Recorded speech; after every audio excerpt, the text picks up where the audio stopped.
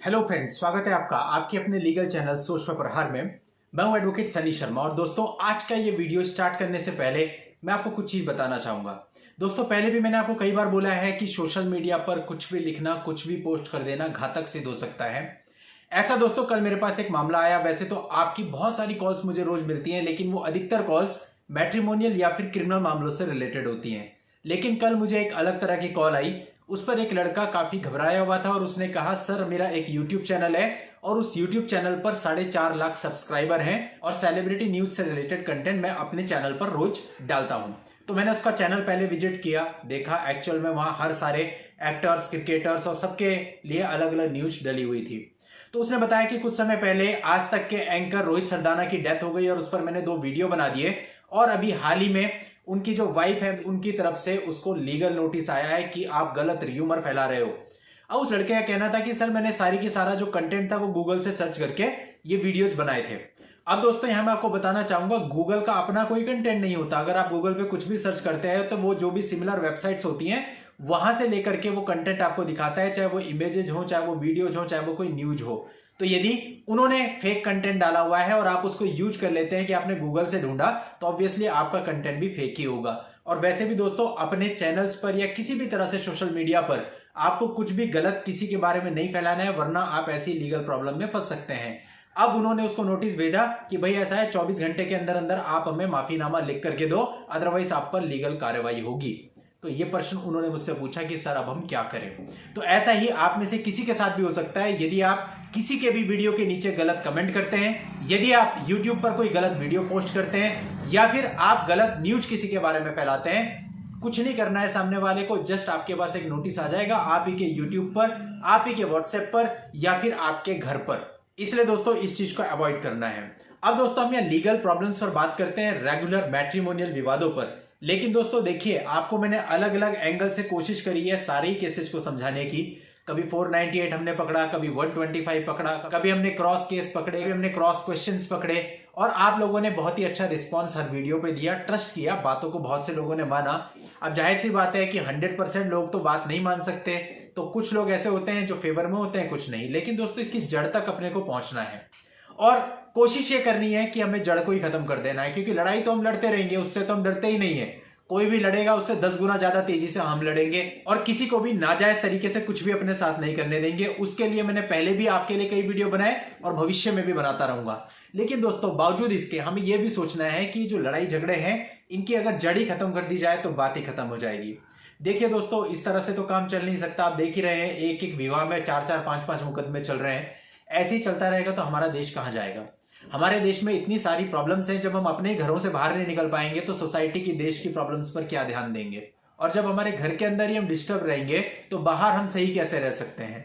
तो इसलिए दोस्तों, ये सारी चीजों की शुरुआत वहां से होती है जब आप 2 लोग साथ में रहते हैं और आप दोनों लोगों की एक्सपेक्टेशंस एक दूसरे से कुछ ज्यादा होती हैं। देखिए दोस्तों, एक्सपेक्टेशन ना तो माँ बाप अपने बच्चों की पूरा कर सकते हैं और ना ही बच्चे अपने माँ बाप की सारी एक्सपेक्टेशंस पूरी कर पाते हैं। तो फिर ये तो सवाल ही नहीं उठता कि जो थर्ड पर्सन जिससे आप मैरिज कर रहे हो वो आपके घर पे आया, आप उसकी सारी एक्सपेक्टेशन पूरी कर दो या वो आपकी सारी एक्सपेक्टेशन पूरी कर दे। तो इसीलिए जब भी आप शादी करते हो, फर्स्ट ऑफ ऑल अपने मैच्योरिटी लेवल को पहले डेवलप कीजिए कि अगर आप किसी के साथ जाना चाह रहे हैं तो आपकी भी लाइफ खराब ना हो और दूसरे की भी लाइफ खराब ना हो। तो इसके लिए आपको जस्ट इतनी चीज अपने अंदर लानी है कि किसी से भी पहले तो एक्सपेक्टेशन रखनी नहीं है। हमारा क्या होता है, हम किसी के लिए कुछ करते हैं तो हमारे मन में आ जाता है मैंने इसके लिए इतना किया। हम कहते नहीं है, बट मन में कहीं ना कहीं किसी कॉर्नर में आ जाता है कि मैंने इसके लिए इतना किया, तो हम एक्सपेक्ट करने लगते हैं ये भी मेरे लिए उतना ही करेगा। लेकिन जब वो उतना नहीं करता या बिल्कुल नहीं करता तो फिर हमें चोट पहुंचती है कि मैंने तो इतना किया था, इसने इतना नहीं किया। उसको हम अपने दिल में बिठा लेते हैं, धीरे धीरे कड़वाहट शुरू हो जाती है। यदि हम किसी से एक्सपेक्टेशन रखेंगे ही नहीं, हमें तो अपना काम करना है, हमें अपनी तरफ से सही करना है सबके साथ। अगर हमारा कोई लाइफ पार्टनर है, हमें कोशिश करनी है कि हम अच्छी से अच्छी चीज उसके लिए कर सकें, ज्यादा से ज्यादा खुशी हम उसे दे सकें अपनी तरफ से।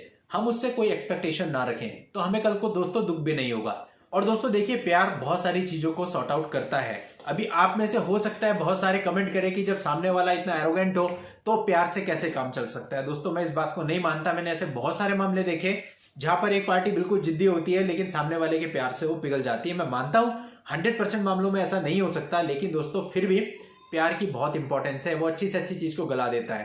पहली चीज दोस्तों हमको मारती है एक्सपेक्टेशन, और दूसरी चीज मारती है हमको ईगो। अब वो लड़के की भी हो सकती है, लड़की की भी हो सकती है कि भाई मैं तो इस पोस्ट पे हूं, ये इस पोस्ट पे नहीं है। या कई बार ऐसा होता है कि एक बंदा जॉब कर रहा है तो दूसरे को ताने देने लगता है कि वो कुछ नहीं कर रहा है और वो उसका बैठ के खा रहा है। तो दोस्तों ऐसे में बताइए आपका घर कैसे चल सकता है। आपकी शादी हुई है तो आपको तो ये मानना है कि आप सामने वाले के लिए जितना कर सकते हैं करिए। अगर देखिए दूसरा गलत कर रहा है तो वो उसकी बात है, वो उसके कर्मों का भार है, हमें कोई मतलब नहीं है। जो जैसा करेगा वो वैसा भरेगा, ये निश्चित नियम है। इससे आज तक कोई नहीं बच सका, तो हम लोग कैसे बचेंगे। इसलिए दोस्तों अपने को तो अपने गिरेबान को साफ रखना है, अपने को सही करना है। दूसरे को हम सही नहीं कर सकते, हम दूसरे पर प्रेशर नहीं बना सकते और ना ही किसी को अपनी बात मनाने के लिए मजबूर कर सकते हैं। अब मैं यहाँ पे आपको 4 बातें बताता हूं, कुछ लोगों को अच्छी लगेंगी, कुछ लोगों को बुरी लगेंगी। अब जिन लोगों को बुरी लगेंगी उनको मैं समझाने बैठ जाऊं कि नहीं भाई तुम भी मेरी बात को मानो, तो ये पॉसिबल नहीं है दोस्तों। इसलिए जिसको मानना है वो मानेगा, जिसको नहीं मानना वो नहीं मानेगा, लेट देम गो। तो दोस्तों आपको भी यही अप्रोच रखनी है कि आपको अपनी तरफ से सही रहना है, आपको अपने परिवार में अपनी रिस्पॉन्सिबिलिटीज पूरे तरीके से निभानी है। सामने वाला निभाता है ठीक है, अच्छी बात है, आप लोगों का निभेगा। अगर एक सीमा तक वो नहीं निभाएगा तो जो भी वो गलत करेगा वो उसके ऊपर है। अब दोस्तों ऐसा है, लड़ाई झगड़े के लिए तो हम हमेशा तत्पर हैं ही, लेकिन दोस्तों फिर भी कहीं ना कहीं हम लोगों को ये सोचना चाहिए कि हम इंसान हैं और हम लोग यहाँ पर लड़ाई झगड़े करने नहीं आए हैं, बल्कि प्रेम मोहब्बत बांटने आए हैं, इस दुनिया को अच्छा बनाने आए हैं, ताकि हमारे जो बच्चे हैं वो अच्छी दुनिया में रह सके। आज हम देखिए कितनी सारी बीमारियों से घिरे हुए हैं, कोरोना आ रहा है, ब्लैक फंगस आ रहा है, रोज रोज नई नई थ्योरीज आ रही हैं और कितने सारे अपने लोगों को हम इन बीमारियों के कारण खो रहे हैं। ये किसका किया धरा है दोस्तों? ये हमारा ही किया धरा है, जो हमने नदियों में गंदगी फेंकी, जो हमने हर तरह का वेस्टेज इधर उधर कबाड़ फेंका, इलेक्ट्रॉनिक कबाड़ फैलाया, जो हमने जगह जगह से पेड़ काटे, जो हमने जगह जगह जो है महल खड़े कर दिए, बिल्डिंगें बना दी। आज मर रहे हैं हम, सांस लेने के लिए भी ऑक्सीजन नहीं है। तो दोस्तों ये सारा हमने किया और जब समझाया जाता था तो कोई नहीं मानता था। घरों के बगल में एक खाली प्लॉट पड़ा हो तो आप देखेंगे वो पूरा कबाड़ से भर जाता है, पूरी कॉलोनी का कबाड़ वहीं पे डलता है। तो दोस्तों ऐसा हम सालों से करते आ रहे हैं और अब नेचर इसका बदला ले रहा है। अब काहे को रो रहे हैं हम लोग? हम ही लोगों ने ये वर्ल्ड ऐसा बनाया है अपने बच्चों के लिए। तो ये अब हम लोग यहां से निकल जाएंगे तो हमारे बच्चों को ये वर्ल्ड मिलेगा बीमारियों वाला, जहां वो मुंह पर मास्क लगा के घूमेंगे और एक कमरों के अंदर बंद रहेंगे कि ये बीमारी ना हो जाए, वो बीमारी ना हो जाए। और अगर किसी को दुर्भाग्यवश हो गई तो वो किस तरह से अपना दम तोड़ेगा, घर वाले भी साथ नहीं दे पाएंगे। ये दुनिया हम छोड़ के जा रहे हैं अपने। और दोस्तों ऐसे ये जो इतने विवाद मैट्रिमोनियल है ना, इसकी छाप बच्चों पे आप लोग बहुत अच्छी खासी दे रहे हैं। आप लोगों के जाने के बाद आपके बच्चे आपस में लड़ लड़ के अपना जीवन खराब कर लेंगे। तो दोस्तों अब ये समझदारी आपकी है, आपको कैसे चलना है। अगर आप शादी कर रहे हैं तो लड़का है या लड़की है तब शादी करें जब आप में इतना मेच्योरिटी लेवल है कि आप दूसरे के साथ एडजस्ट हो सकें। अगर आपके अंदर वही है कि मुझे ये करना है, मुझे मॉडल बनना है, किसी को लड़का है उसको विदेश जाना है, तो भैया पहले आप अपनी इच्छाएं पूरी कर लीजिए, क्योंकि जब तक आपकी मन में ही इस तरह की इच्छाएं होंगी ना, आप रिश्ते नहीं निभा पाएंगे। और सबसे बड़ी समस्या है एडल्ट्री। आजकल जो वाइफ होती है वो एडल्ट्री में चली जाती है, जो पति होता है वो एडल्ट्री में चला जाता है। तो बात यह है कि शादी आप तब करें जब आप इन सारी चीजों से ऊब चुके हों, जब आप कम से कम अपने मन को इतना पक्का कर चुके हों कि आप जिसके साथ जा रहे हैं उसके साथ आप जिंदगी भर उसका साथ निभा सकते हैं, उसका साथ दे सकते हैं। दोस्तों हमारे यहाँ एक रिश्तेदार हैं, उनकी शादी हुई और उनकी शादी होने के बाद जो उनकी वाइफ है वो ऑलमोस्ट पैरालाइज हो गई, चल नहीं पाती थी, हाथ से काम नहीं होता था, एक ही जगह बैठी रहती थी। शादी के जस्ट कुछ साल बाद, 4 या 5 साल के बाद।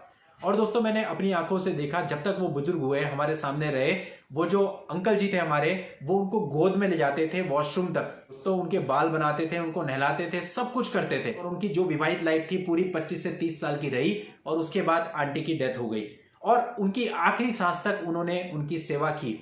अब आप देखिए दोस्तों उन्हें क्या सुख मिला। पूरे दिन वो अपनी जॉब पर जाते थे, 2 बच्चे थे, दोनों को पालना था, घर का खाना खुद बनाते थे और आंटी का हर प्रकार का काम, दैनिक काम वो अपने हाथों से करते थे। इसे कहते हैं दोस्तों प्यार। तो पहले के समय लोग ऐसे होते थे और आज ईगो को बिल्कुल यहाँ नाक पे और सिर पे बिठा करके आप लोग चलते हो, तो ऐसे में क्या आप लोगों का घर बसेगा? दोस्तों घर बसाना है या कुछ सीखना है, दोनों ही केस में अपने को गर्दन को झुकाना पड़ता है, अपने को नीचा करना पड़ता है। यदि लड़का भी अपनी गर्दन नीचे कर लेगा और लड़की भी अपनी गर्दन नीचे कर लेगी तो आपका रिश्ता कभी टूट नहीं सकता। और तीसरे आदमी को यदि आप बीच में नहीं आने दोगे तो कभी भी कोई दूसरा व्यक्ति आपका रिश्ता नहीं तोड़ पाएगा। हमेशा आपका रिश्ता चलता रहेगा, कायम रहेगा और दुनिया के लिए भी मिसाल बनेगा। आप नहीं समझ सकते कि अगर एक जो सक्सेसफुल रिश्ता होता है उसके अंदर कितनी ताकत होती है, कितनी इज्जत और कितना गर्व आप महसूस करते हो जब आप साथ में चलते हो, जब साथ में बैठते हो, जब आप साथ में हंसते हो।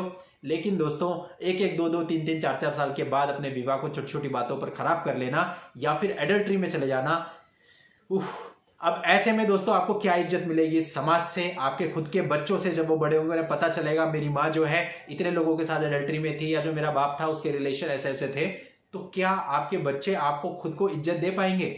और एडल्ट्री दोस्तों कब तक चलेगी? जब तक आपकी जवानी है। जब आपकी जवानी चलेगी तो पूछेगा भी नहीं आपको। दोस्तों केवल एक जीवन साथी होता है, अगर वो अच्छा है और वो हमारा साथ दे रहा है, हम उसका साथ दे रहे हैं, तो वही एक ऐसा व्यक्ति होता है जो आखिरी समय पे भी साथ रहता है।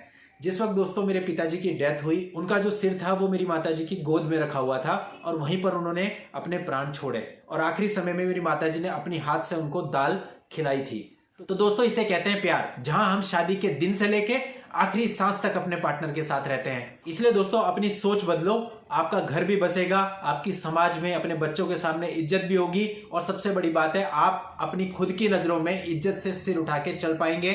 आपके जीवन में शांति होगी, जो सबसे बड़ी चीज है। तो दोस्तों ये कोई लीगल जानकारी नहीं थी, केवल आप लोगों को समझाने के लिए, आपको कुछ सिखाने के लिए एक वीडियो था।